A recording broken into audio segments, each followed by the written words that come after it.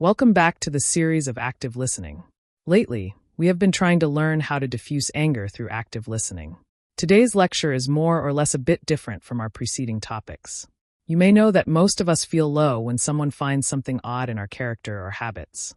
No worries, it is pretty normal. We all have faced criticism in our lives. However, how to make good use of that criticism has long remained an unturned stone. So, why not explore the art of handling criticism today? In this lecture, we will discuss why handling criticism is important and how we can handle it through active listening. Let's begin this. Why handling criticism is important. Criticism to correct someone is a good thing, but criticizing someone to downgrade is evil. Hence, it is vital to make it productive for ourselves. It not only strengthens our emotional well-being, but allows us to improve our lives. Well, nothing helps more than turning misfortune into an element of fateful growth.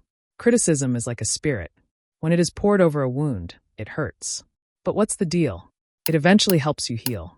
Similarly, when you face criticism for whatever reason and take it as a sign to improve yourself, your personal growth takes a giant leap. How hurt Demosthenes, a Greek orator, had felt when everyone laughed at his speaking. However, he didn't let that laugh downgrade him. Rather, he turned it into his power. What came out of that criticism was the greatest orator in history. Apart from that, criticism allows you to identify your red flags. They say constructive criticism is not as bad as people presume. We all know that nobody out there is perfect. We all have secrets and flaws. Still, we need to be reminded that we have to make the best version of ourselves. For that to happen, criticism can play a significant role.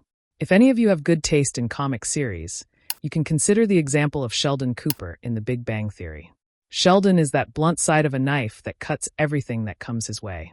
However, his criticisms always turned out to be helpful for those who bear it.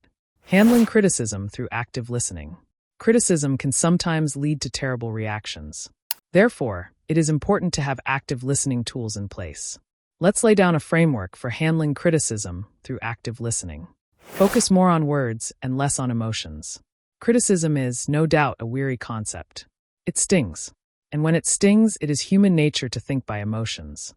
However, you don't need to do this. Instead, take a deep breath and focus on words rather than the intensity of emotions. This will aid you in overcoming your feelings and dealing with the speaker at the same time. Taking criticism as a compliment. Well, this is new. The more you try to take criticism as a compliment, the more it will help you grow in your personal life. So, the deal is to listen to whatever is being told with the utmost attention. Taking criticism as a compliment not only ensures your engagement in the conversation, but also calms down the speaker. Validate the speaker's point of view. Validation in this regard is an essential tool. You can't change people's opinions unless they are willing to change it. So, the best strategy is to validate whatever is coming to you. In conclusion, criticism is undoubtedly important for our personal and professional growth. However, it is also important to learn some techniques to handle it. So, when criticism comes to you, focus on words instead of emotions, take it as a compliment, and validate the speaker's point. Doing this will help you handle criticism effectively. All said and done. In the next lecture, we will be discussing conflict resolution through active listening.